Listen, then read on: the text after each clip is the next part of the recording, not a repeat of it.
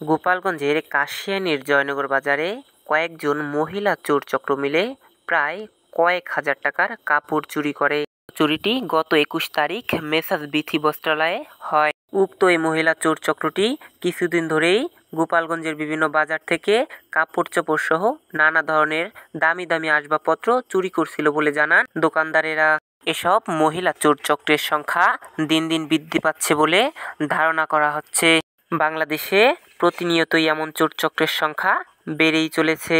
এসব চোর চক্রকে চিহ্নিত করে আওতাধীন প্রশাসনের কাছে তুলে দেওয়ার জন্য অনুরোধ করা হলো। বিস্তারিত বিষয় থাকছে সম্পূর্ণ ভিডিওতে।